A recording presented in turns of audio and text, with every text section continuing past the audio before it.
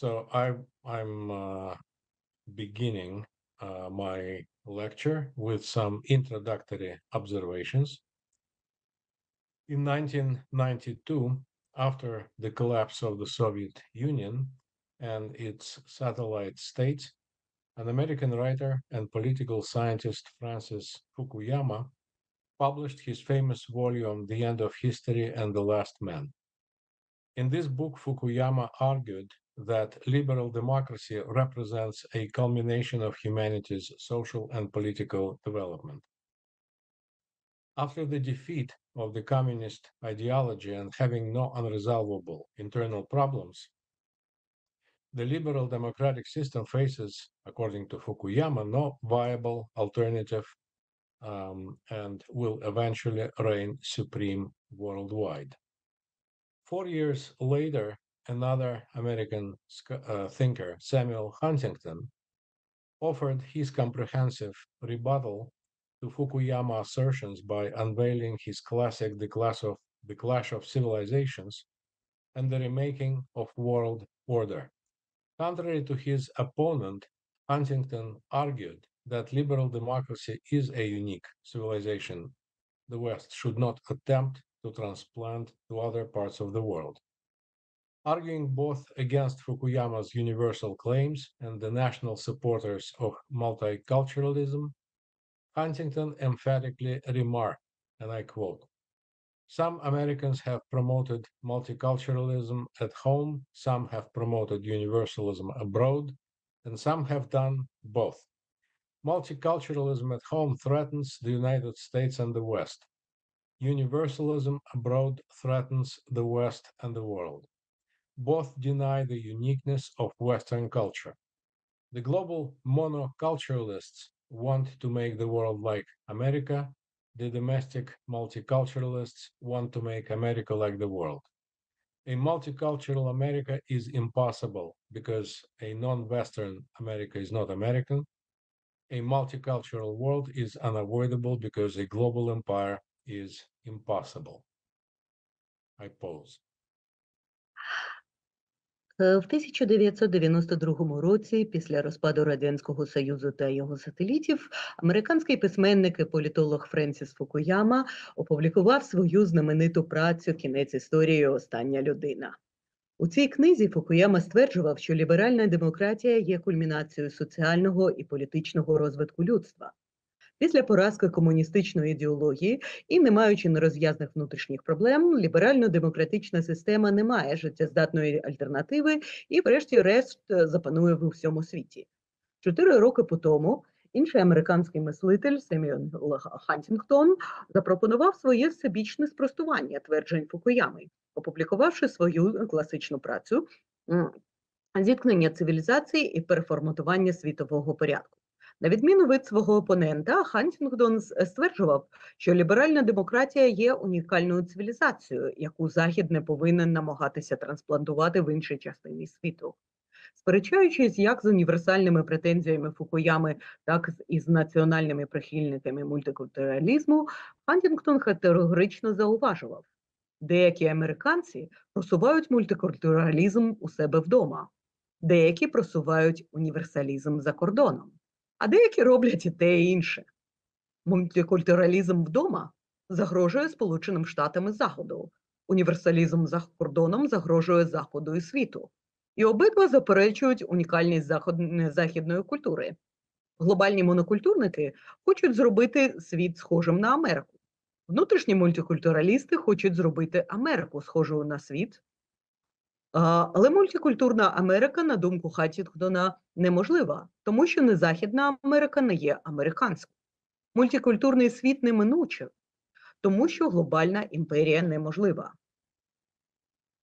The ensuing discussions between the adherents of Fukuyama and Huntington may have reminded those familiar with the history of Russian thought about the polarizing intellectual debates between the two opposing camps of the 19th century intellectuals in Russia, the so-called Westernizers and Slavophiles.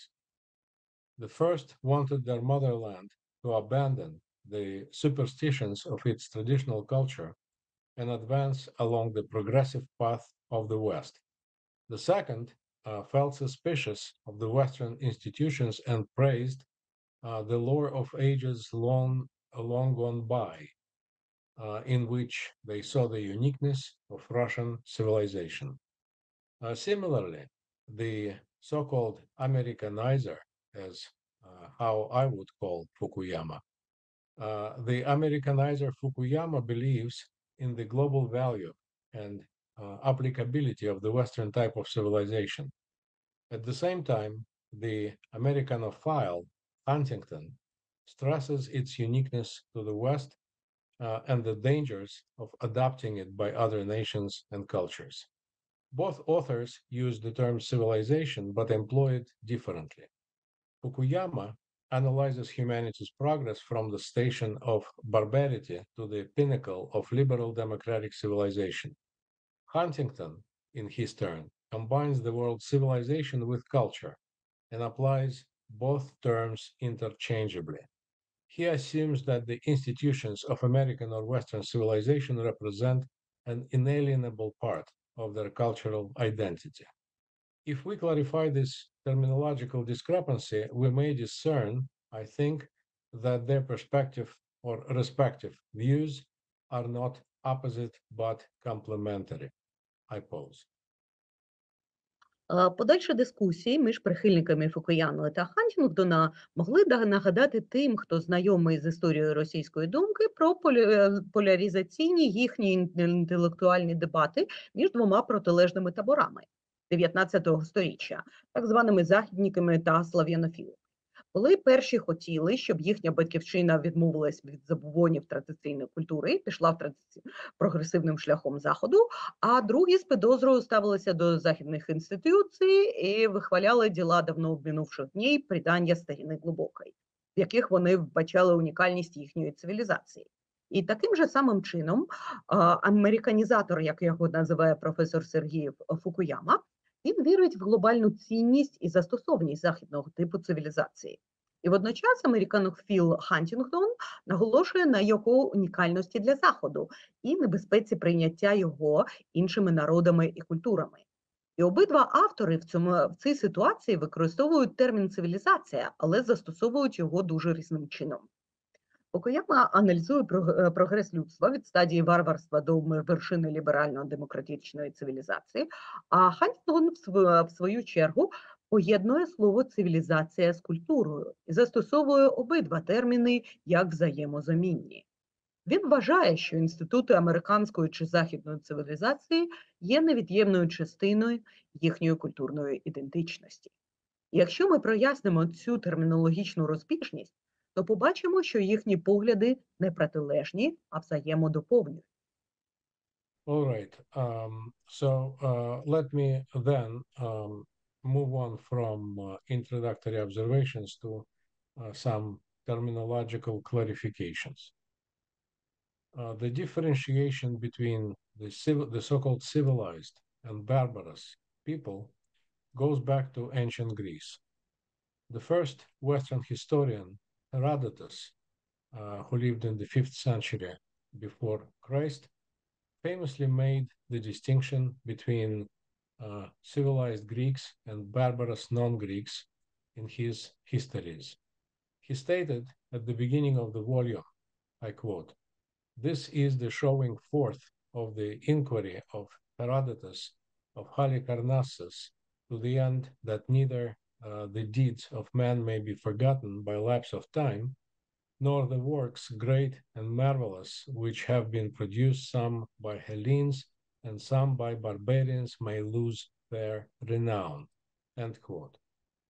It was also with Herodotus that, and here is another quotation, "The West first distinguishes itself from the East by chronicling the Persian wars fought in the first decades of the 5th century before Christ, in which a few Greek cities opposed that great empire." This is a quote from an American historian, Margaret King. Her book was published in the year 2000 and became a standard textbook in American universities. A contemporary American historian, Margaret King, notes also that I quote, "It was not only a political struggle, but a war between competing visions of human society and aspirations," end quote. Most of the free cities in Greek abandoned monarchical rule and developed a communal government that was hostile to kings and wary of tyrants. I pause. Професор Сергієв проводить термінологічні уточнення щодо цивілізації проти варварства. Розмежування між цивілізованими та варварськими народами сягає коріннями у давню Грецію. Перший західний історик Геродот пише, що добре відома виявлена ним різниця між цивілізованими греками і варварськими негреками, яку він здійснив у своїй історії. На початку історії Геродот пише: це виклад дослідження, мета якого полягає в тому, щоб ані діяння людей не були забуті з плином часу, ані справи великі й дивовижні, які були зроблені тільки еллінами, а іншими варварами не втратили своєї слави. Також саме з Геродота Захід вперше відмежовує себе від Сходу.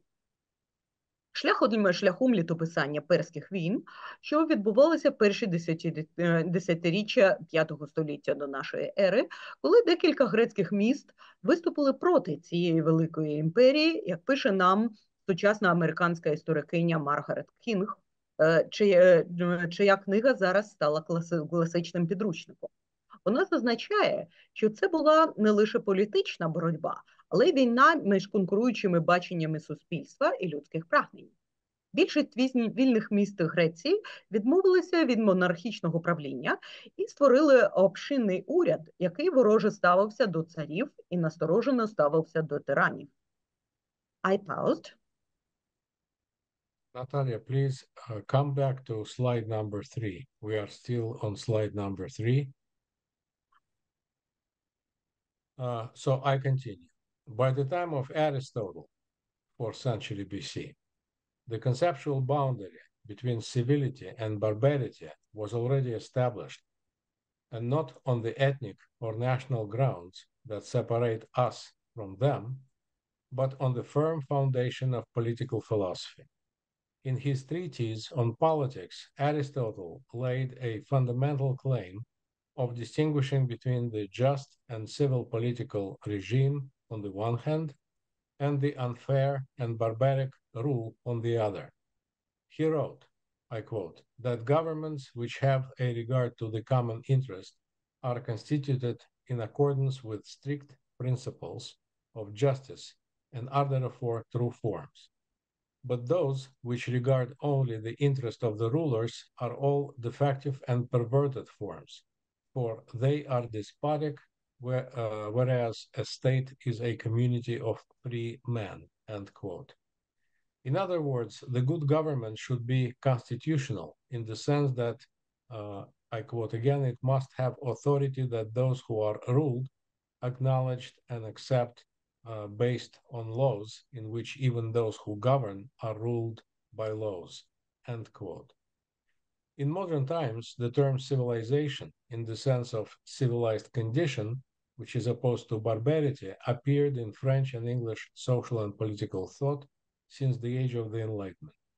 And English philosopher Adam Ferguson, who lived in the 18th and 19th centuries, in his essay on the history of civil society, published in 1767, accurately described the characteristic features of cultures with prevailing barbarism and those advanced from rudeness to civility.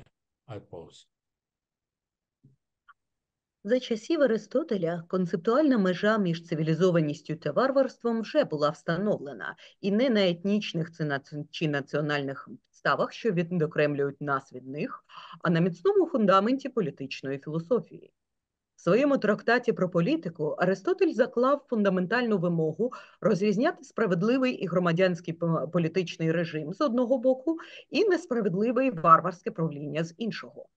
Він писав, ми цитуємо, що уряди, що дбають про спільний інтерес, які створені відповідно до суворих принципів справедливості і тому є істинними формами, але ті, що дбають лише про інтереси правителів, є дефектними і збоченими формами, бо вони є деспотичними, тоді як держава – це і спільнота вільних людей.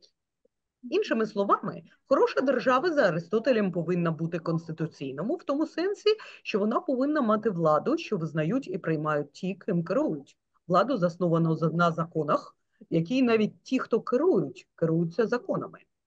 У новий час термін «цивілізація» у значенні «цивілізований стан», який протиставляється варварству, з'явився у французькій та англійській суспільно-політичній думці, починаючи з епохи просвітництва. Англійський філософ Адам Фергюсон в своєму нарисі історії громадянського суспільства точно описав характерні риси культур, в яких переважає варварство, і тих культур, що просунулись від грубості до цивілізованості. I post. Natalia, please, next slide. Наступний слайд, будь ласка. Thank you.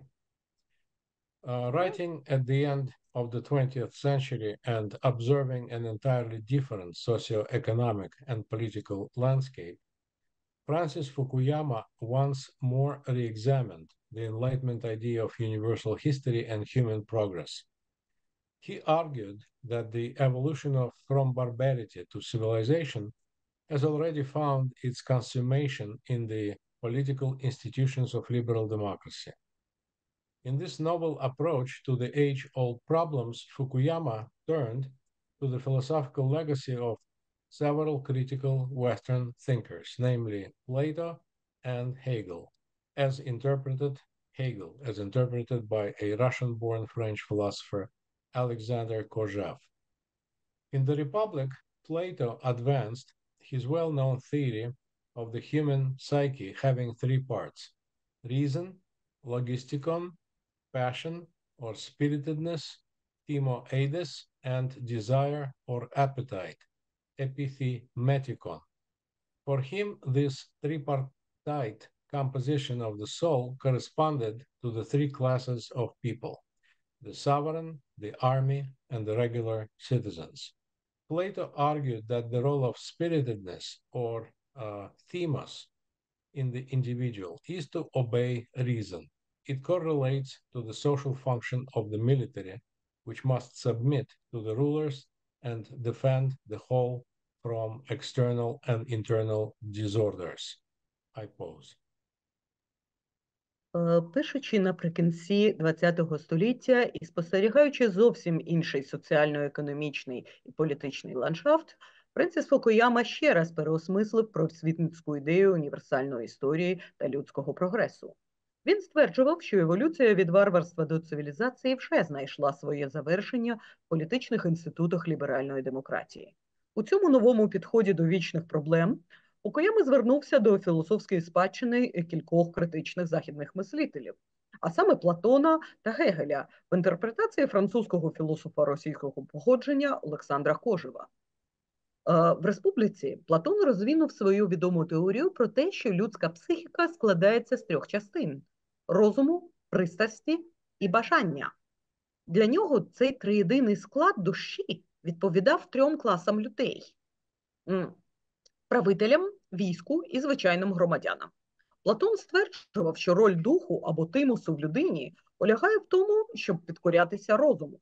Це співвідноситься з соціальною функцією військових, що повинні коритися правителям і захищати державу від зовнішніх і внутрішніх заворушень. I pause. Please, next slide. Thank you.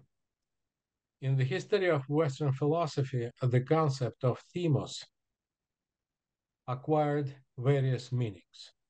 It designated passion, glory, prestige, self-value, characteristic of the aristocrats who pursued the honor of military victories. Themos also referred to the spirit of moral freedom and dignity that distinguished humans from animals. In the Hegelian sense, it meant a struggle for recognition by fellow humans. According to Hegel, humans are social beings only partially driven by their biological needs for survival. What distinguishes us from the animal kingdom is our ability to overcome the fear of death by pursuing the so-called desire of desire, or the acquisition of non-material values that other humans aspire for, which guarantees their acceptance and appreciation. As Hegel wrote in his Phenomenology of Spirit, I quote, "Self-consciousness exists in and for itself when and by the fact that it so exists for another, that is, it exists only in being acknowledged." Pause. В історії західної філософії термін «тимос» набував різних значень.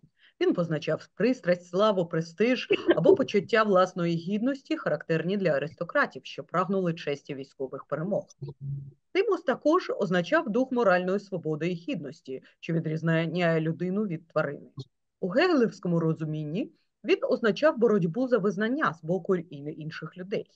Згідно з Гегелем, людина – це соціальна істота, що лише частково керується своїми біологічними потребами для виживання. Від тваринного світу нас відрізняє здатність долати страх смерті, переслідуючи бажання, тобто набуття нематеріальних цінностей, до яких прагнуть інші люди і що гарантує їхнє визнання та оцінку. Як він писав у феноменології духу, самосвідомість існує в собі і для себе, тоді і тому, коли і оскільки вона існує для іншого. Тобто вона існує лише остільки, оскільки її визнають. I pause. In summarizing Hegel's views of universal history, American philosopher David Cooper writes that, I quote, "It begins with man naively at home in this world, sunk in nature, like an animal," end quote. This first man struggles to overcome nature, which leads to his sense of deep alienation, deep-seated alienation.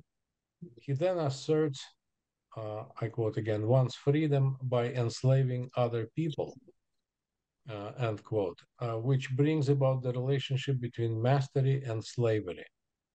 The attained goal of self-conscious freedom bears the price of the millennia of the so-called unhappy consciousness, resulting in the subservience of the enslaved person to his master and the consistent medieval efforts to entirely subordinate the material to the spiritual realm. Pause.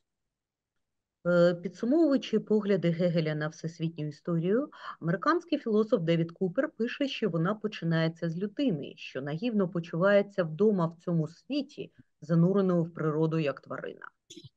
Ця перша людина намагається подолати природу, що призводить до відчуття глибоко вкоріненого відчуження. Вона стверджує свою свободу, поневолюючи інших, що призводить до виникнення відносин між пануванням і рабством. Досягнута мета самосвідомої свободи коштує тисячоліттями нещасної свідомості, що призводить до підпорядкування поневоленої людини своєму господареві та послідовних середньовічних зусиль, спрямованих на повне підпорядкування матеріального духовного. Історія відчужень і розколів закликає до примирення і відновлення єдності.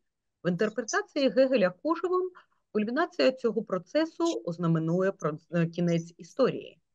Історична діалектика – це діалектика пана і раба.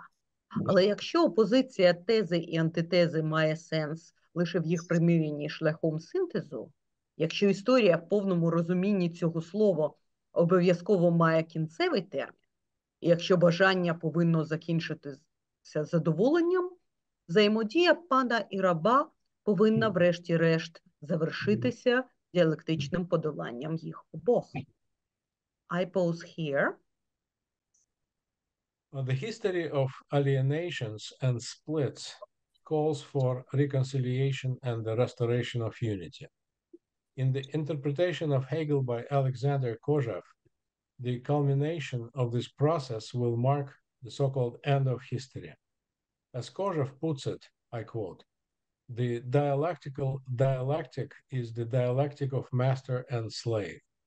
But if the historical dialectic is the dialectic of master and slave.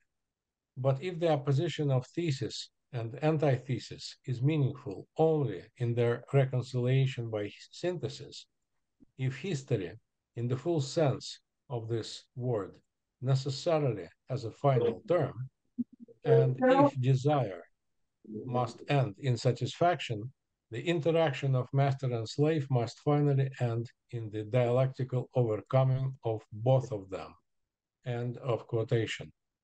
The engine that drives human activity, the desire to satisfy biological and, most importantly, social needs, will find its exhaustion and fulfillment in the capitalist economy and liberal political state, which affirms the worth and equality of all of its citizens. In Kozhav's words, I quote, "It is only by being recognized by another, by many others, or in the extreme by all others, that a human being is really human, for himself as well as for others." I pause. Двигун, що рухає людську діяльність, прагнення задовольнити біологічні і, головне, соціальні потреби, він знайде своє вичерпання і задоволення в капіталістичній економіці і ліберальній політичній державі, що стверджує цінність і рівність своїх громадян. За словами Кожева, лише будучи визнаною іншим, багатьма іншими, або в крайньому випадку навіть всіма іншими, людина є дійсно людиною як для себе, так і для інших. I pause. Like Kozhav, Fukuyama believes that universal history has exhausted itself in satisfying human biological needs in the capitalist economy and the social desire for equal recognition in the liberal democratic system. It does not imply that historical events will stop happening and that life in general will stand still. By the way, this is a usual mistake people make when discussing Fukuyama. They somehow assume that Fukuyama proclaims the end of history literally. No, his end of history means a philosophical concept rather than historical concept. So life in general will not stand still. And the end of history only means, I quote, that there would be no further progress in the development of underlying principles and institutions because all of the really big questions had been settled, end quote. From now on, according to Fukuyama, the world will be divided into historical and post-historical societies. The fight between them will continue. However, authoritarian nation states, still driven by various religious or quasi-religious ideologies, won't be able to offer a viable alternative to the global liberal democratic order. I pause. Як і Кожев, Фукуяма вважає, що універсальна історія вичерпала себе у задоволенні біологічних потреб людини в капіталістичній економіці та соціального прагнення до рівного визнання в ліберально-демократичній системі. Це, звісно, не означає, що історичні події перестануть відбуватися і що життя в цьому зупиниться. Звісно, кінець історії не треба розуміти буквально. Це лише означає, що не буде подальшого прогресу, розвитку основоположних принципів та інститутів, тому що всі справді великі питання були вирішені. І відтепер світ буде розділений на історичні і постісторичні суспільства, боротьба між якими триватиме. Однак авторитарні національні держави, які все ще керуються різними релігійними і квазірелігійними ідеологіями, не зможуть запропонувати життєздатну альтернативу глобальному ліберально-демократичному порядку. I pause. So let's suppose then that the external enemies and competitors are defeated and liberal democracies reign worldwide. Would there be any internal obstacles or contradictions in that planetary structure that would inevitably lead to its failure and ultimate destruction? Will it necessarily share the fate of past empires, including totalitarian regimes of the 20th century? And I think that is the main philosophical issue with which Fukuyama is dealing in his book. Fukuyama does not refer to empirical evidence here and the many social ills and problems facing contemporary democratic societies, like racial discrimination, economic inequality, partisan politics, skyrocketing education prices, drug addiction. The list goes on and on. However, all those clear and present dangers could be successfully met and resolved within the democratic system, as Fukuyama believes. The more profound question is whether the system per se entirely satisfies the innermost human nature, namely our desires and the yearning for recognition. Is it ever sustainable for man as such? Let me pause here.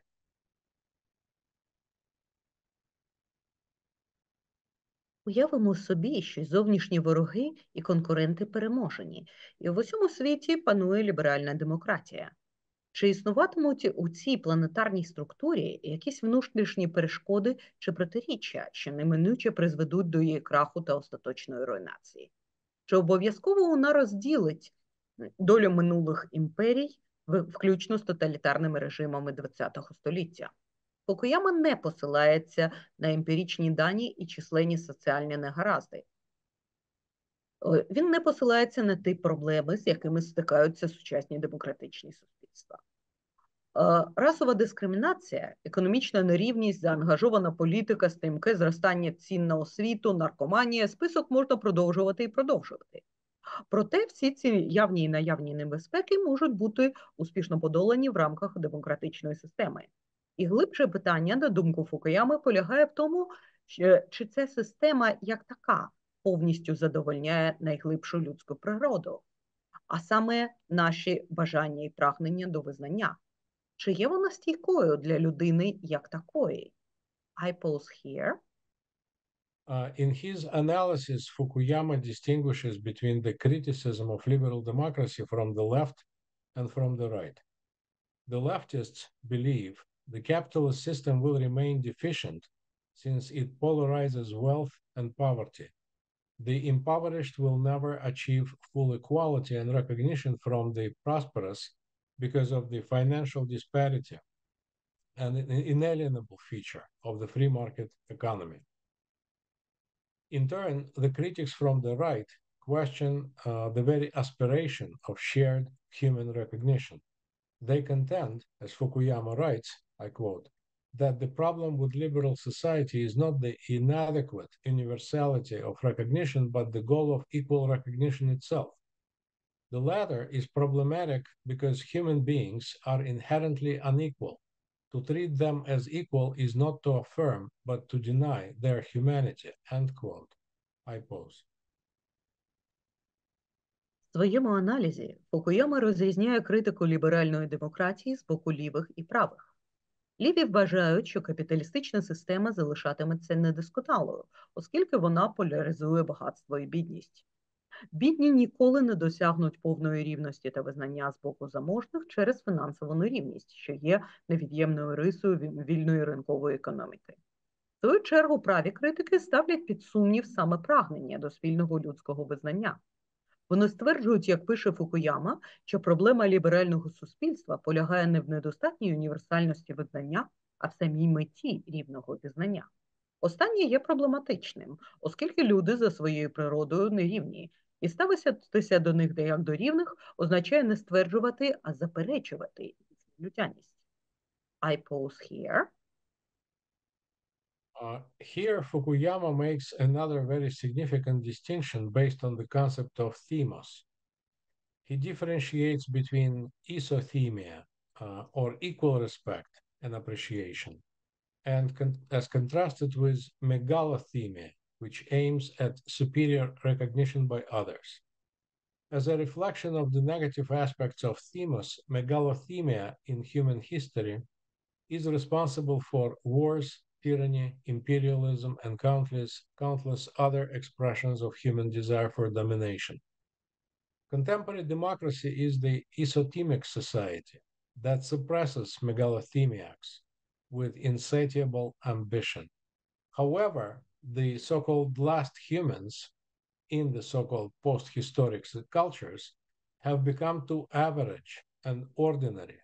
They lose any criteria for distinguishing greatness from mediocrity. And here is another quotation from Fukuyama. They want to go out and embrace everybody, telling them that no matter how wretched and degraded their lives, they still have self-worth, that they are somebody. They do not want to exclude any person or any act as unworthy. Self-respect must be related to some degree of accomplishments, no matter how humble. But in a democracy, we are fundamentally adverse to saying that a certain person or way of life or activity is better and more worthwhile than another, end quote. Still, Fukuyama believes that liberal democracy is the most suitable social system to satisfy Plato's three aspects of human nature: desire, spiritedness, and reason. Balancing desire and recognition, liberalism does not entirely abolish the latter, but instead transform it into a more rational form. Even more so, as Fukuyama continues, I quote, "No existing liberal society is based exclusively on isothemia. All must permit some degree of safe and domesticated megalothemia, even if this runs contrary to the principles they profess to believe in." End quote. I pause. Фукуяма робить тут ще одне важливе розрізнення, засноване на поняття тимусу. Він розрізняє ізотімію, бажання бути рівним іншим, і мегалотімію, бажанням бути кращим за інших. Як є відображення негативних аспектів тимусу, мегалотімія в історії людства відповідальна за війни, тиранію, імперіалізм та незліченну кількість інших проявів людського прагнення до панування. Сучасна демократія – це ізотемічне суспільство, що пригнічує мегалотіміків з їхніми ненаситними амбіціями. Проте останні люди в постісторичних культурах втратили будь-які критерії відмінності величності від посередності. Вони хочуть вийти і обійняти всіх, кажучи їм, що якими б жалюгідними і деградованими не було їхнє життя, вони все одно мають самоцінність, що вони є кимось. Вони не хочуть відкидати жодну людину чи будь-який вчинок як негідний. Самоповага має бути пов'язана з деяким ступенем досягнень, якими б скромними вони не були. Але в демократії ми принципово проти того, щоб говорити, що певна людина або спосіб життя, або діяльність краща і гідніша за інших. Тим не менш, Фукуяма вважає, що ліберальна демократія є найбільш придатною соціальною системою для задоволення трьох аспектів людської природи за Платоном – бажання, дух і розум. Балансуючи між бажанням і визнанням, лібералізм не скасовує повністю останнє, а натомість трансформує його у більш раціональну форму. Більш того, на думку Фукуями, жодне існуюче ліберальне суспільство не базується виключно на ізотемії. Всі повинні допускати певний ступінь безпечної і одомашненої мегалотімії, навіть якщо це не суперечить принципам, в які вони сповідують віру. I pause. We are going to talk now about the plurality of cultural worlds. In Western intellectual history, the term civilization was used not only in conjunction with barbarism, but also as compared with or contrasted to the notion of culture. The origin of the second meaning of civilization goes back to the European Romanticism of the 19th century. Romantics viewed modern civilization not as an improvement upon savagery, but as a superficial rational construct imposed upon the organic roots of folk culture. One of the precursors of Romanticism, a Genevan philosopher and writer Jean-Jacques Rousseau, argued that social progress has led to the moral degradation of humanity. Later, Romantics called their adherents to leave the cities and return to the rustic lifestyle of the villagers. I pause. У західній інтелектуальній історії термін «цивілізація» використовувався не лише у поєднанні з поняттям «варварство», але й порівнянні чи протиставленні з поняттям «культура». Походження другого значення терміну «цивілізація» пов'язано з європейським романтизмом XIX століття.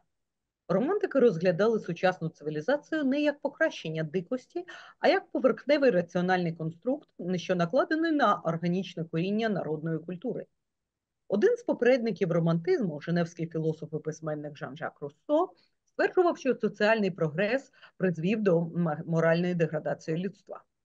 І пізніше романтики закликали своїх прихильників покинути міста і повернутися до сільського способу життя селян. I pause.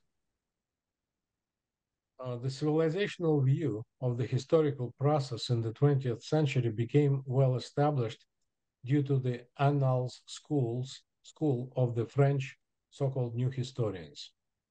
The school co-founders, Lucien Febvre and Marc Bloch, opposed the classical narrative method in historiography, which reduced history to political events and biographies of prominent politicians. Instead, they aspired to reconstruct the so-called total history, in French, histoire totale, that would incorporate a comprehensive study of geographic, economic, sociological, and psychological, including collective mentality, components of the historical formation in question. In the Anglo-American intellectual tradition, the civilizational view of the world was represented by perhaps the greatest 20th century civilizationist, an English philosopher of history and culture, Arnold Toynbee. In his monumental work, A Multi-Volume, A Study of History, published between 1934 and 1961, Toynbee rejected the Eurocentric view of history and sought to describe the entirety of human affairs by making a comparative study of civilizations from antiquity to the present day. He traced the growth and decline of 26 of them and argued that they flourished by effectively reacting to challenges under the leadership of their creative elite. Toynbee believed that all those civilizations, each in its own way, reflected common aspirations and served as various manifestations of global human history. He thought that the age of civilizations, which began about 5,000 years ago, aimed at humanity's continuous spiritual progress. He suitably defined civilization, I quote, as an endeavor to create a state of society in which the whole of mankind will be able to live together in harmony as members of a single all-inclusive family, end quote. I pause. Цивілізаційний погляд на історичний процес у ХХ столітті утвердився завдяки школі аналів, французьких нових істориків. Співзасновники школи Люсьєн Февр та Марк Блок виступили проти класичного наративного методу в історіографії, що зводив історію до політичних подій і біографій видатних політиків. Натомість вони прагнули реконструювати тотальну історію, яка включала комплексне вивчення географічних, економічних, соціологічних та психологічних складових відповідних історичних формацій. В англо-американській інтелектуальній традиції цивілізаційний погляд на світ був представлений чи не найбільшим цивілізаціоністом ХХ століття, англійським філософом історії та культури Арнольдом Тойнбі. У своїй монументальній праці, багатотомному дослідженні історії, опублікованому між 1934 і 1961 роками, Тойнбі відкинув європоцентричний погляд на історію і прагнув описати всю сукупність людських справ шляхом порівняльного дослідження цивілізації від античності до наших днів. Він простежив зростання і занепад 26 з них і стверджував, що вони процвітали, ефективно реагуючи на виклики під керівництвом своєї творчої еліти. Тойнбі вважав, що всі ці цивілізації, кожна по-своєму, відображали спільні прагнення і слугували різними проявами глобальної історії людства.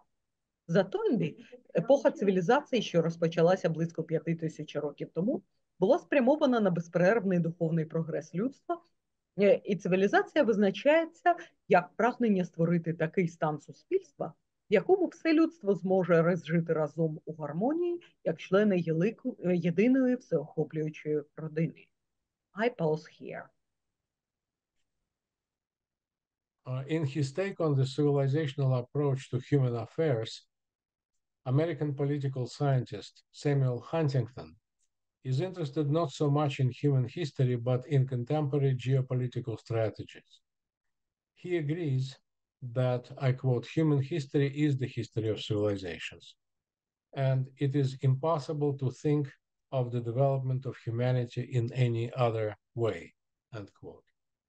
However, unlike his European predecessors, Huntington does not separate civilization from culture. For him, I quote, both refer to the overall way of life of a people, and the civilization is a culture written large, end quote.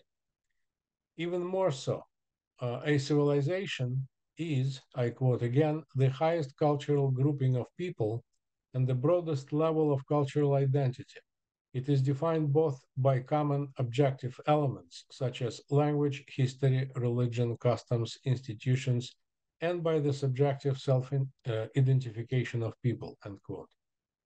Huntington counts 7 such presently existing civilizational formations lasting more than a millennium. Those are, for him, Chinese, Japanese, Hindu, Islamic, Orthodox, Western, Latin American, and possibly African cultures, I pose. В своєму цивілізаційному підході до людських справ американський політолог Семюель Хантінгтон цікавиться не стільки історією людства, скільки сучасними геополітичними стратегіями. Він погоджується з тим, що історія людства – це історія цивілізацій, і неможливо уявити розвиток людства в інший спосіб. Однак, на відміну від своїх європейських попередників, Хантінгтон не відокремлює цивілізацію від культури. Для нього обидва поняття стосуються загального способу життя народу, а цивілізація – це культура в широкому розумінні.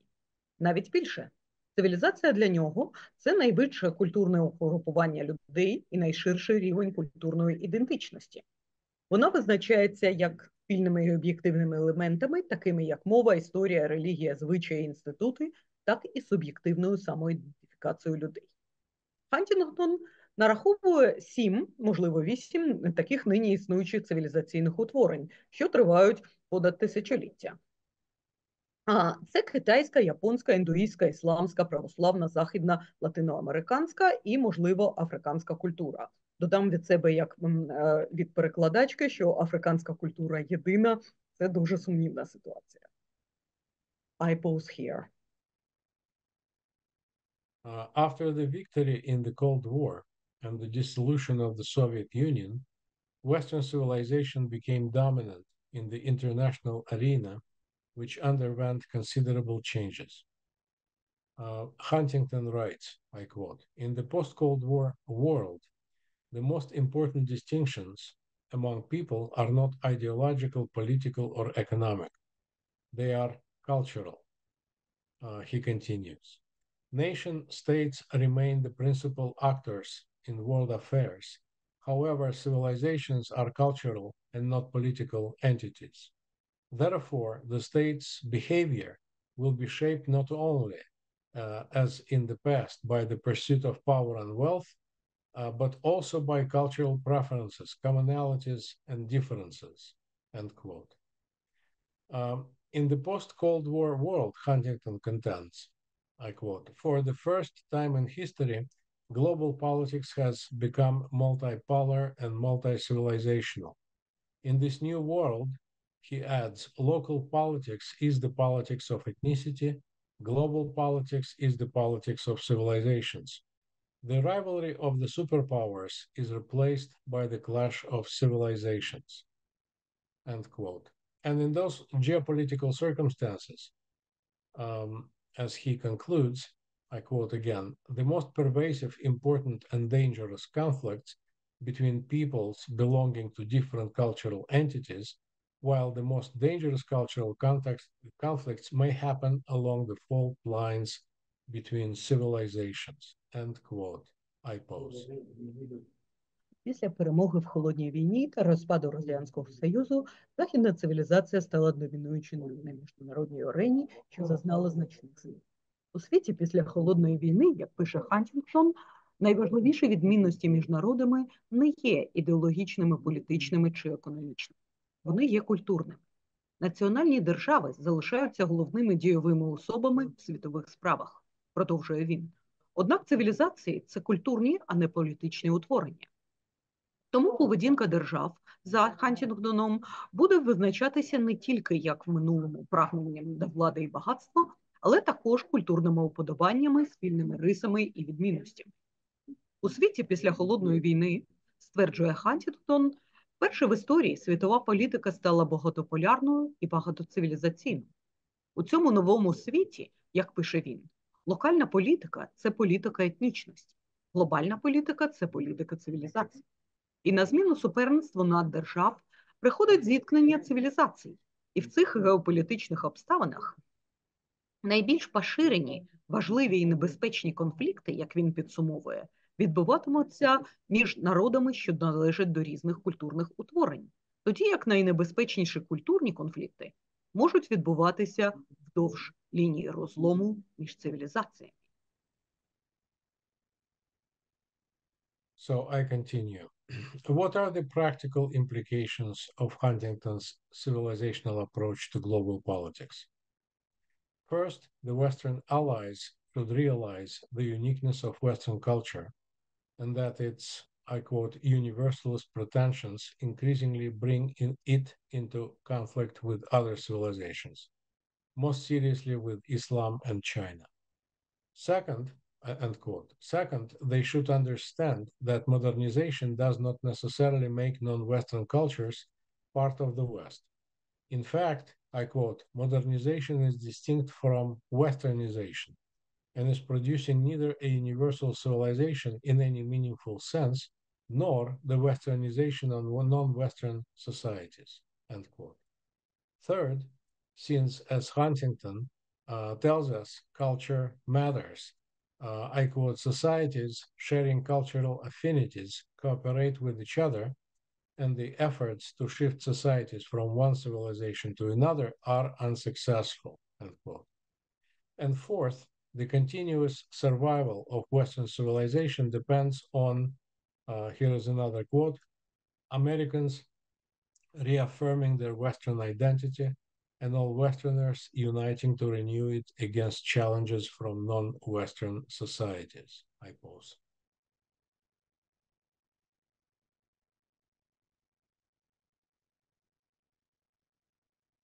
Після перемоги в Холодній війні,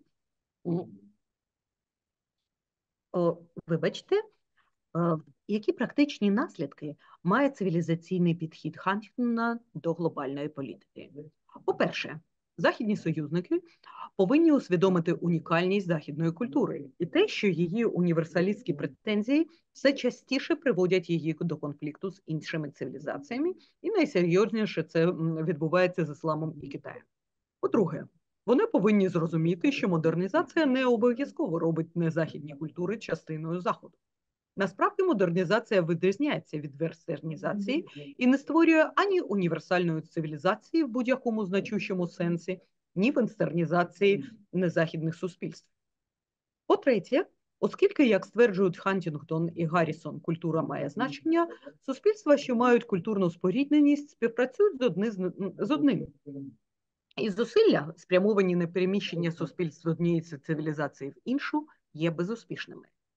І по-четверте, подальше виживання західної цивілізації залежить від того, що американці підтвердять свою західну ідентичність, а всі західні люди об'єднаються, щоб відновити її проти викликів з боку незахідних суспільств.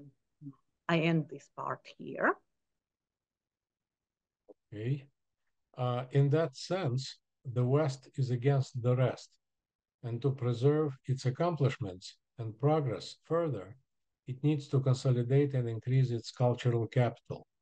An American cultural theorist, Lawrence Harrison, defines cultural capital today as, I quote, a set of values, beliefs, and attitudes that drive societies toward the goals of the UN Universal Declaration of Human Rights, which are democratic governance, including the rule of law, social justice, including education, healthcare, and opportunity for all, and elimination of poverty.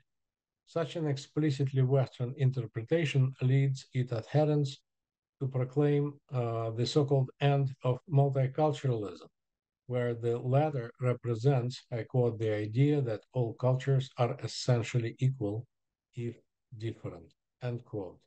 I pause. У цьому сенсі Захід протистоїть решті, і для того, щоб зберегти свої досягнення і прогресувати далі, йому необхідно консолідувати і примножувати свій культурний капітал. Американський теоретик культури Лоуренс Гаррісон визначає культурний капітал сьогодні як набір цінностей, переконань і поглядів, що рухають суспільство до цілої загальної декларації прав людини ООН. Тобто демократичне врядування, включаючи верховенство права, соціальна справедливість, включаючи освіту, охорону здоров'я та можливості для всіх, і ліквідація бідності. Таке явно західне тлумачення призводить до того, що його прихильники проголошують кінець мультикультуралізму, де останній представляє ідею про те, що всі культури, по суті, є рівними, навіть якщо вони відрізняються. So I continue. Both Fukuyama and Huntington estimated that Islam, China, and Russia are the three primary opponents and long-term threats to the West in the international arena. However, the perspective from which each theorist made his predictions is different. For Fukuyama, humanity is now divided into historical and post-historical societies. Post-historical countries, in principle, completed their evolution and could only perfect their social systems. The situation is quite different in the historical sphere of influence. Here, as in the past, autocrats, tyrants, and dictators of all sorts usurp power, impoverish their nations, suppress human rights and freedoms, and wage brutal and senseless wars. Post-Soviet Russia serves as an unfortunate example of this type of behavior. I would like to pause here because after that we will move on to the next slide. Okay, thank you. Could I read now?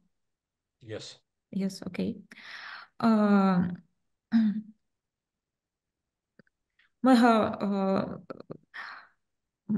Ми бачимо, що і Фукуяма, і Хантінгтон вважали, що іслам, Китай, Росія є трьома головними опонентами і довгостроковими загрозами для Заходу на міжнародній арені. Однак перспектива, з якою кожен з теоретиків робив свої прогнози, відрізняється. Наприклад, для Фукуями людство сьогодні поділяється на історичні та постісторичні суспільства. Постісторичні країни, в принципі, завершили свою еволюцію і можуть лише вдосконалювати свої соціальні системи. Зовсім інша ситуація в історичній сфері впливу. Тут, як і в минулому, автократи, тирани і диктатори різного роду узурпують владу, зубожіють свої народи, придушують права і свободи людини, ведуть жорстокі і безглузді війни. Пострадянська Росія є прикрим прикладом такого типу соціальної поведінки. Russia has always been a megalothemiac nation, as evident from the enormous territory Russians have been able to conquer in the centuries of its violent history. A country the size of the continent has plenty of natural resources, practically inexhaustible human power, and enormous military might. During the Soviet era, Russia became a superpower which accumulated an arsenal of tactical and strategic nuclear weapons capable of causing irreparable damage to its primary rival, the United States. I pause. Переклад цього фрагменту ви повністю бачите на слайді. Росія завжди була мегалотемічною нацією, про що свідчить величезна територія, яку росіяни змогли завоювати за століття своєї бурхливої історії. Країна розміром з континент має безліч природних ресурсів, невичерпну людську силу і величезну військову міць. За радянських часів Росія стала наддержавою, яка накопичила арсенал тактичної і стратегічної ядерної зброї, здатної завдати непоправної шкоди своєму головному супернику – це Сполученим Штатам. I continue. After the demise of the Soviet Union, the Russian people had a unique chance to join Western civilization. The required price to pay was to accept defeat and the leading role of the United States among the Western allies. However, as soon as Russia recovered economically from the devastating effects of the Soviet collapse, the nation made a different choice. Why? The war against neighboring Ukraine would seem utterly irrational to any impartial observer. First, by unleashing the so-called special military operation, Russia broke its pledge to ensure Ukraine's peace and security when it had signed the 1994 Budapest Memorandum, I quote, by which Ukraine would turn over its nuclear weapons in exchange for those security assurances, end quote. As a result, it now must endure international condemnation and isolation, I pose. Thank you. Після розпаду Радянського Союзу російський народ отримав унікальний шанс приєднатися до західної цивілізації. Необхідною ціною, яку потрібно було заплатити, було змиритися з поразкою і провідною роллю Сполучених Штатів серед західних союзників. Однак тільки Росія економічно готувалася від руйнівних наслідків розпаду Радянського Союзу. Нація зробила інший вибір. Чому? Війна проти сусідньої України видається абсолютно ірраціональною для будь-якого неупередженого спостерігача. По-перше, розв'язавши так звану спеціальну військову операцію, Росія порушила свою обіцянку забезпечити мир і безпеку України, яку вона дала під час підписання Будапештського меморандуму 1994 року, за яким Україна віддала б свою ядерну зброю в обмін на гарантії безпеки. Як наслідок, тепер вона мусить терпіти міжнародний осуд та ізоляцію. I continue. Second, by waging this war, Russia entered a confrontation with the West, which was the principal source of its recent economic stability and prosperity. Consequently, unprecedented Western sanctions in the technological and financial sectors destroyed the foundation of Russia's social progress. Third, by challenging the West on the battlefield and lacking the ideological and military strength of the Soviet Union, the Russian government doomed its armed forces to an inevitable and humiliating defeat. In summary, by initiating the war against Ukraine, Russia practically committed national suicide. I will pause here if possible. По-друге, розв'язавши цю війну, Росія вступила в конфронтацію з Заходом, який був головним джерелом її нещодавньої економічної стабільності та процвітання. Як наслідок, безпрецедентні західні санкції в технологічному та фінансовому секторах зруйнували основи соціального прогресу Росії. Проте, кинувши виклик Заходу на полі бою і не маючи ідеологічної та військової сили Радянського Союзу, російський уряд прирік свої збройні сили на неминучу і принизливу поразку. Таким чином, розпочавши війну проти України, Росія практично вчинила національне самогубство. From Fukuyama's point of view, that course of events happened for an apparent and predictable reason. The Russian hierarchy of national values dramatically differs from that of the West. For the Russians, greatness is not an economic abundance, human rights, or political freedom. They readily trade a life of contentment for imperial grandeur, which in their eyes represents true dignity and honor. In this respect, Russians are not ready to play the second fiddle, and if they cannot lead, let the world go to hell. As Putin candidly pointed out, I quote, "Why do we need such a world if Russia is not there?" End quote. I pause.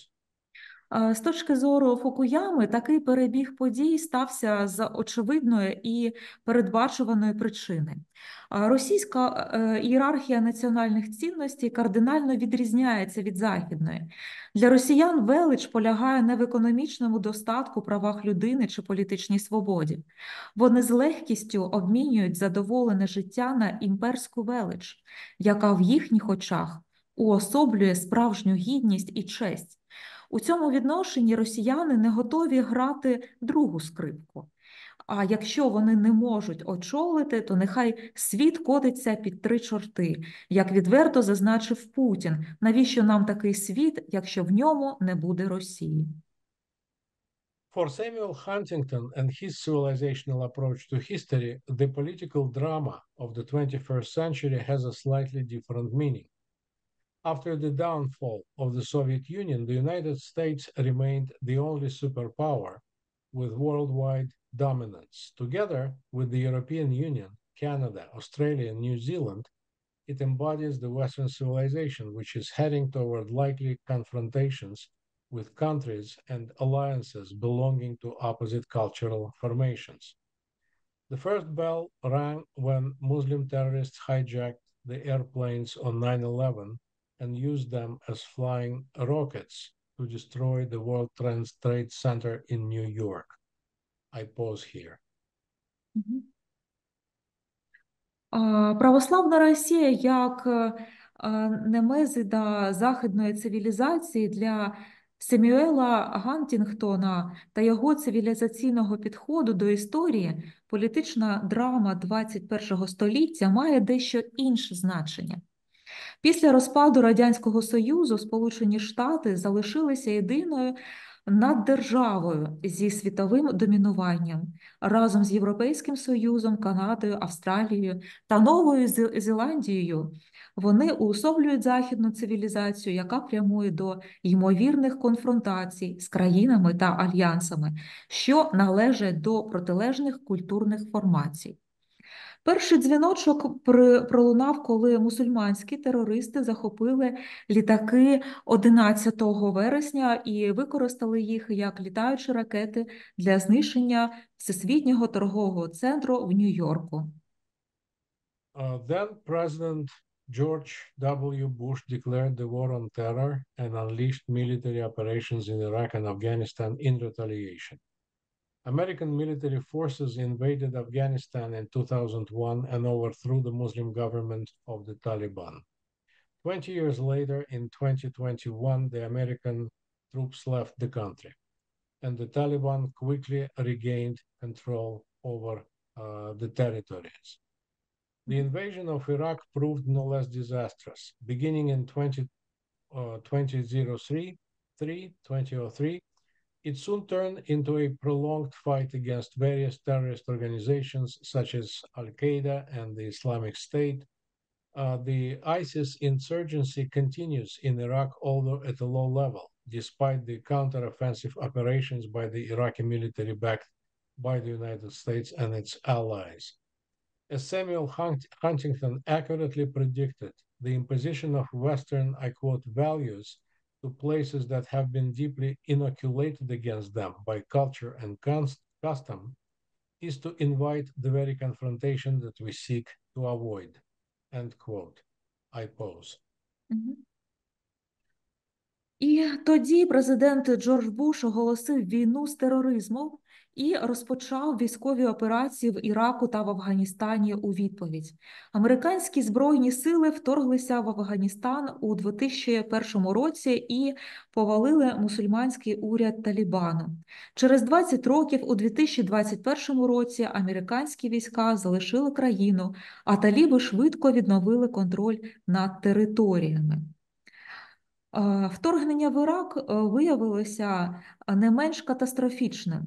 Розпочавшись у 2003 році, воно незабаром перетворилося на тривалу боротьбу з різними терористичними організаціями, такими як Аль-Каїда та Ісламська держава, ІДІЛ. Повстанський рух ІДІЛ продовжується в Іраку, хоча на низькому рівні, незважаючи на контрнаступальні операції іракських військових, за підтримки США та їхніх союзників. І як точно передбачив Самюель Гантінгтон, нав'язування західних цінностей місцям, які були, це цитата йде, цінностей місцям, які були глибоко щеплені проти них культурою і звичаями, означає викликати ту саму конфронтацію, якої ми прагнемо уникнути. So in this respect, Russia is the ultimate example of the difference between modernization and westernization. Russians became the first non-Western nation to respond to the West's challenge by initiating long-term military, economic, socio-cultural, and educational reforms. In the first quarter of the 18th century, Peter the Great, or Peter the First, transformed his backward tsardom into a potent European empire. In 1721, he assumed the title of the first emperor of all Russia. However, Peter's selective modernization of the country did not involve the most crucial aspect of Western civilization, namely the limitation of the ruler's power. On the contrary, Peter consolidated his autocratic rule by making the Orthodox Church politically worthless. He could not allow the patriarchs to exert authority superior to the Tsar and replace the patriarchate with the Holy Synod, thus effectively keeping the church hierarchy under his control. Political modernization remained the stumbling block to Russia's westernization in the following centuries, including the 2 decades of Putin's leadership. The general Americanization of life that Russians enjoyed in those years did not make them a genuinely Western nation. Popular music, fast food, and technological gadgets do not automatically translate into Western cultural identity, the essence of which is not pop, rock, McDonald's, or Apple, but the Great Charter of Liberty, or Magna Carta. I pause here. У цьому відношенні Росія є найкращим прикладом різниці між модернізацією і вестернізацією. Росіяни стали першою незахідною нацією, яка відповіла на виклик Заходу, розпочавши довгострокові військові, економічні, соціокультурні та освітні реформи. У першій чверті XVIII століття Петро І перетворив своє відстале царство на потужну європейську імперію. У 1721 році він прийняв титул першого імператора всеросійського. Однак вибіркова модернізація країни, яку проводив Петро, не передбачала найважливішого аспекту західної цивілізації, а саме обмеження влади правителя. Навпаки, Петро зміцнив свою самодержавну владу, зробивши православну церкву політично нікчемною. Він не міг дозволити патріархам здійснювати владу вищу за царську і замінив патріаршество священним синодом. Таким чином, фактично тримаючи церковну ієрархію під своїм контролем. Політична модернізація залишилася каменем спотикання на шляху вестернізації Росії в наступні століття, включаючи 2 десятиліття правління Путіна.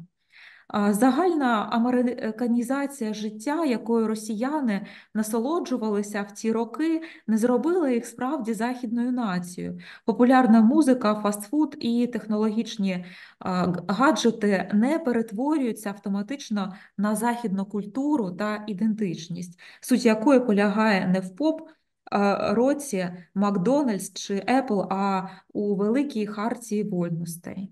Тут я зупиняюсь.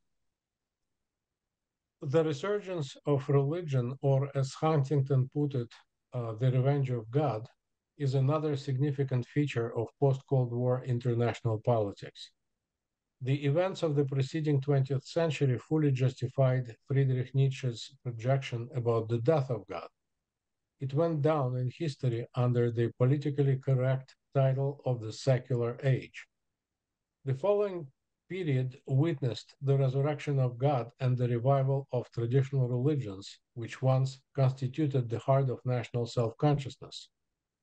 Like the return of Islam around the world, the revitalization of Christian orthodoxy after decades of atheist education and propaganda in Russia played a crucial role in forming the post-Soviet cultural identity. In his book, Russian and American Cultures, an American historian of Russian descent, Konstantin Kustanovich, distinguishes three unique traits of the Russian national spirit. They include a religious tradition that cultivates external appearances, beauty over dogma, a collectivist mentality, and legal nihilism. Echoing Huntington, Kustanovich maintains that Russia, I quote, will never become a Western-type liberal democracy, no matter who rules it and what laws it has on paper, end quote. I pause. Відродження релігії або за висловом Гантінгтона, реванш Бога є ще однією важливою рисою міжнародної політики після закінчення Холодної війни. Події попереднього ХХ століття повністю виправдали прогноз Фрідріха Ніцше про смерть Бога. Воно увійшло в історію під політкоректною назвою «Секулярна епоха» за Тейлором. Наступний період став свідком воскресіння Бога і відродження традиційних релігій, які колись становили серцевину національної самосвідомості. Як і повернення ісламу в усьому світі, відродження християнського православ'я після десятиліть атеїстичної освіти і пропаганди в Росії відіграло вирішальну роль у формуванні пострадянської культурної ідентичності. У своїй книзі «Російська та американська культури» американський історик Костянтин Кустанович виділяє три унікальні риси російського національного духу. Це релігійна традиція, яка культивує зовнішню привабливість, наприклад, це краса понад догмами, колективістський менталітет і правовий нігілізм. Наслідуючи Гантінгтона, Кустанович стверджує, що Росія, а далі йде цитата його, ніколи не стане ліберальною демократією західного типу, незалежно від того, хто нею править і які закони вона має на папері. Це кінець цитати. Thank you. Natalia, could you please move on to the next slide? Okay. Thank you. Fukuyama and Huntington's differing philosophical positions come together in the more straightforward doctrine announced by current American President Joe Biden. On his 2021 trip to Europe, the president, I quote, has repeatedly argued the world has reached an inflection point that will determine whether this century marks another era of democratic dominance or an age of autocratic ascendancy, end quote. In his Foreign Affairs article, Hal Brands explained Biden's approach to global competition in detail. He noted that, I quote, the community of democratic nations confronts three interrelated challenges. First is the threat from authoritarian powers, Russia and particularly China, which want to weaken, fragment, and replace the existing international system because its foundational liberal principles are antithetical to their illiberal domestic practices, end quote. Second, as Brands continued, the world faces, I quote, transnational problems that take on added gravity in a contest of systems, end quote. And finally, as he concludes, and here is the final quote, the third threat is the decay of democracy from within. In liberal democratic countries, anti-democratic sentiments and dissatisfaction with representative institutions have reached heights not seen since World War II, which makes the crisis of democratic governance at home correlate with the crisis of democratic influence abroad, end quote. I pause. Різні філософські позиції Фукуями та Гантінгтона об'єднуються в більш прямолінійній доктрині, проголошеній американським президентом Джо Байденом. Під час своєї поїздки до Європи у 2021 році президент неодноразово стверджував, що світ досяг точки перегину, яка визначить, чи стане це століття ще однією епохою демократичного домінування чи епохою автократичного піднесення. У своїй статті в Foreign Affairs Гел Бренц детально пояснив підхід Байдена до глобальної конкуренції. Він зазначив, що спільнота демократичних націй стикається з трьома взаємопов'язаними викликами. По-перше, це загроза з боку авторитарних держав, таких як Росії, особливо Китаю, які хочуть послабити, фрагментувати і замінити існуючу міжнародну систему, оскільки її основоположні ліберальні принципи суперечать їхній неліберальній внутрішній практиці. Кінець цитати. По-друге, продовжує Бранс, світ стикається з транснаціональними проблемами, які набувають додаткової ваги в умовах конкуренції систем. І нарешті підсумовує він, що третя загроза – це розпад демократії зсередини. У ліберально-демократичних країнах, далі його цитата, антидемократичні настрої і незадоволення представницькими інститутами досягли висот, небачених з часів Другої світової війни, що робить кризу демократичного врядування вдома або корелює з кризою демократичного впливу за кордоном. Там саме. Кінець цитати. In the 21st century, three strongholds of authoritarianism have retained their vitality and appeal. Islamic states, certain Islamic states, Russia and China. The threat they pose to the West is of different kinds. Religious fanaticism in Islam, nuclear blackmail by Russia, economic ascendancy of China. Russian military aggression in Ukraine represents a clear and present danger to the West. But in my view, this short-term problem fails in the face of the Chinese long-term economic challenge. Not only is China the oldest bastion of autocracy that lasted for more than 2,000 years, it has also become the first and so far the only authoritarian regime to compete successfully with democratic America on the economic field. I would like to pause here because after that we will move on to the next slide. У 21 столітті три оплоти авторитаризму зберегли свою життєздатність і привабливість. Це ісламські держави, Росія і Китай. Загроза, яку вони становлять для Заходу, має різний характер. Релігійний фанатизм в ісламі, ядерний шантаж Росії, економічне піднесення Китаю. Російська військова агресія в Україні становить явну і теперішню небезпеку для Заходу, але, на мою думку, ця короткострокова проблема блідне перед обличчям довгострокового економічного виклику з боку Китаю. Китай не лише є найстарішим бастіоном автократії, що проіснував понад 2000 років, він також став першим і поки що єдиним авторитарним режимом, який успішно конкурує з демократичною Америкою на економічному полі.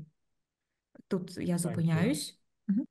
Compared to China, Russia is a decaying kleptocratic state that entertains military ambitions well beyond its current capabilities. Although European in external appearance, it always remained authoritarian in its system of governance, at least since the autocratic revolution of Ivan the Terrible in the 16th century. As a Eurasian empire, Russia became a successor to the Golden Horde, a Mongol empire which originated under the leadership of Genghis Khan and survived as a unified political entity for several centuries. The confrontation between Ukraine and Russia in this historical context may be seen as the age-old dispute between the Western Charter of Liberties, or Magna Carta, and the Mongolian Imperial Code of Law, known as the Yassa. Ironically, both documents appeared in the same 13th century. I pause. У порівнянні з Китаєм Росія є занепадаючою клептократичною державою, яка має військові амбіції, що виходять далеко за межі її нинішніх можливостей. Хоча за зовнішнім виглядом вона є європейською. За своєю системою управління вона завжди залишалася авторитарною, принаймні з часів самодержавної революції Івана Грозного. 16 століття. Як Євразійська імперія, Росія стала спадкоємницею Золотої Орди, Монгольської імперії, яка виникла під керівництвом Чингісхана. Тобто це друга половина 12-го, початок 13-го століття. І проіснувала як єдине політичне утворення протягом кількох століть.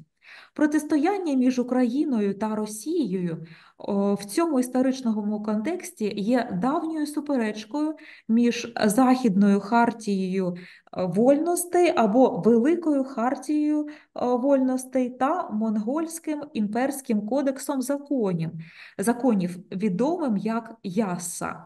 За іронією долі, обидва документи з'явилися в одному і тому ж 13 столітті. In this context, it would also be appropriate to remember the importance of Eurasia as the largest continental land on Earth and its significance for geopolitics in the 21st century. In his book, The Grand Chessboard, a Polish-American diplomat and expert on foreign affairs, Zbigniew Brzezinski, wrote, I quote, that Eurasia retains its geopolitical importance. Hence, the issue of how a globally engaged America copes with the complex Eurasian power relationships, and particularly whether it prevents the emergence of a dominant and antagonistic Eurasian power, remains central to America's capacity to exercise global primacy, end quote. Let me pause here. У цьому контексті доречно також згадати про важливість Євразії як найбільшого континенту на Землі та її значення для геополітики у 21 столітті. У своїй книзі «Велика шахівниця» польсько-американський дипломат і експерт з міжнародних відносин Збігнєв Бжезинський, його роки життя, писав, що Євразія зберігає своє геополітичне значення. Отже, питання про те, як глобально заангажована Америка справляється зі складними євразійськими силовими відносинами. І, зокрема, чи запобігає вона появі домінуючої і антагоністичної євразійської сили, це залишається центральним для здатності Америки здійснювати глобальну першість. Якщо я не помилилася, тут була зупинка. Concerning Russia and its imperial aspirations, this means that engaging with Ukraine and transforming it into a European country. As Brzezinski stressed, I quote, Ukraine, a new and important space on the Eurasian chessboard, is a geopolitical pivot because its very existence as an independent country helps transform Russia.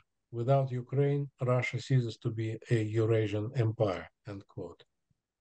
Now, we are witnessing the practical realization of that geopolitical strategy. Post-Soviet Russia could not win the war against Ukraine as long as the United Western Allies continuously supported Ukrainians.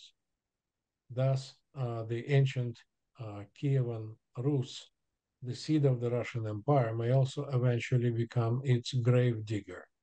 The only remaining questions are those of time and the price humanity, and first of all, Ukrainians, unfortunately, will have to pay for Russia's imperial demise. I pause and I actually finish. І що стосується Росії та її імперських прагнень, це означає взаємодію з Україною і перетворення її на європейську країну. Як підкреслював Бжезинський, Україна – новий і важливий простір на євразійській шахівниці, є геополітичним стрижнем, оскільки саме її існування як незалежної країни допомагає трансформувати Росію. Без України Росія перестає бути Євразійською імперією. Зараз ми є свідками практичної реалізації цієї геополітичної стратегії.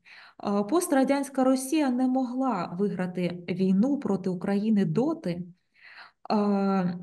доки об'єднані західні союзники постійно підтримували українців. Таким чином, стародавня Київська Русь, що стала насінням Російської імперії, з часом може стати її могильником. Залишаються лише питання часу і ціни, яку людство має заплатити за загибель Російської імперії.